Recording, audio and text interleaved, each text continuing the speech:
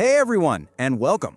Today, we are going to crack the code on a part of the Level 6 Project Controls apprenticeship that can feel, well, a little tricky. We're talking about Behavior B1 Safety. I know, it can feel a bit abstract, right? A bit vague? Well, to make it all crystal clear, we're going to follow the story of an apprentice named Jody. Her journey is going to be our map, so let's dive right in. So, this is Jody. She's a really sharp Level 6 apprentice over at a company called Ibis Stores. But as you can see, B1 has her totally stumped. I mean, she gets the words on the page, but she's asking the question that I bet a lot of you are asking too. How do I actually do this? And just as important, how on earth do I prove it? Her journey is going to be our guide. All right, so here's the plan. We're going to follow Jody's journey, step by step. We'll start with her initial challenge, then watch as she decodes what B1 really means. We'll see her put it into practice, figure out how to gather the right evidence for her portfolio, and even prep for that big final assessment. And by the end, she'll become a total safety champion.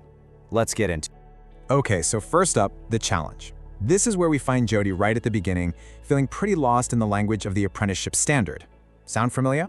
You see, Jody lives in the world of project controls. We're talking schedules, costs, risks, spreadsheets. So this idea of promoting a safety culture just feels like it's for the people in hard hats out on site, you know? It doesn't feel like it's for her. She's really struggling to connect the dots between her day job and this high-level, kind of abstract behavior. So, feeling stuck? Jody does exactly what every great apprentice should do. She asks for help. She gets a meeting in the diary with her coach, Olivia, to break down what B1 safety is really all about. Olivia kicks things off with the official definition. Now, at first glance, this is the exact text that was confusing Jody in the first place. But Olivia knows the real key is to translate this from curriculum speak into actual real-world action. So, what does this actually mean for someone in a project controls role? And here's where it all clicks. Olivia explains that at level 6, it's not enough to just tick the safety boxes. Nope, it's about becoming a safety advocate. It's about using your influence on those big decisions, the schedule, the cost, to make sure the safety side is always considered. You basically become a safety leader, even if it's not in your job title. You're the one asking the tough questions. Olivia makes it even clearer with these 4 key points. She tells Jody that assessors are looking for solid proof of all of them. Are you actually talking about safety in meetings? Are you walking the walk and following the rules yourself? And this one's huge. Are you brave enough to speak up when you spot a potential risk? And finally, are you baking safety into the very fabric of your plans and reports? This is what separates a pass from a distinction right here. Okay, so the theory is starting to make sense, but we all know practice is where the real learning happens. So now, Jody's mentor, Adam, is going to help her apply this new understanding in a real-life situation at IBO stores. Let's see how she does. So here's the scenario, and it's a classic. A senior project manager is under a ton of pressure. They want to slash the project timeline to hit a super critical deadline. But their new faster schedule, it cuts corners and completely ignores safe working practices. It's that age-old conflict, schedule versus safety. Now the old Jody, she might have just stayed quiet. She probably would have thought, it's not my place to say anything.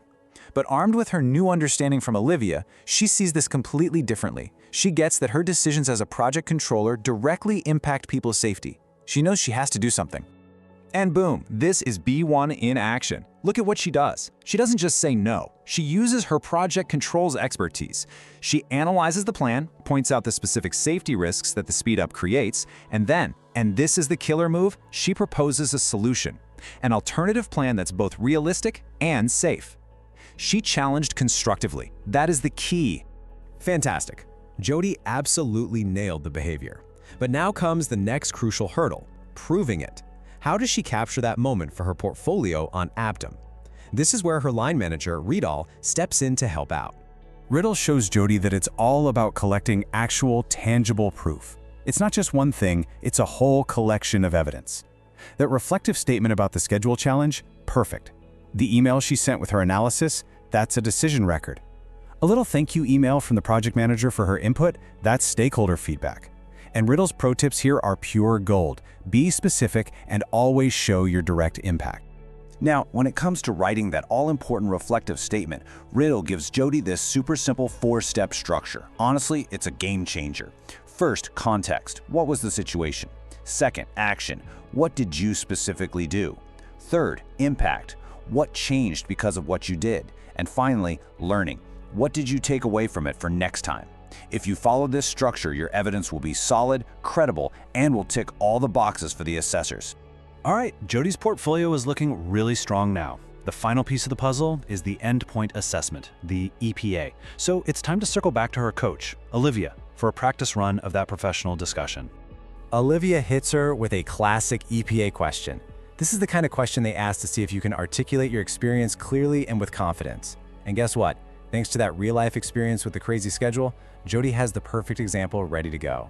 So Olivia coaches Jody to structure her answer just like her reflective statement. Notice how concise this is? It basically uses the STAR technique: situation, task, action, result, and it directly links her actions back to the core B1 behavior. It's a confident answer, and it is absolutely packed with proof. Okay, here's another tough one. This question is designed to test your consistency. It's not about that one time you were a hero.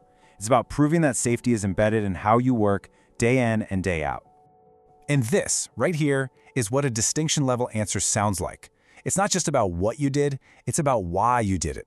It shows a really deep understanding of professional ethics and responsibility. This answer shows that for Jody, safety isn't some add-on. It's a fundamental, non-negotiable part of her job. So through this whole journey, with her support network, her coach, her mentor, her manager, Jody has completely transformed. She's no longer confused by B1, she absolutely owns it now. So, what did Jody learn? Well, she basically built this toolkit for success. First, she took the time to truly understand what B1 meant for her role. Then, she applied it with confidence. She learned how to evidence her actions like a pro, using that clear structure. And finally, she practiced how to articulate it all for her EPA. This is the blueprint for mastering B1, right here. And that brings us to the end of Jody's story and our explainer. Her journey just goes to show that B1 is so much more than a box you have to tick for your apprenticeship. It's about the kind of professional you want to be. It's about protecting people. So, the final question is for you. How are you going to champion safety in your role starting today?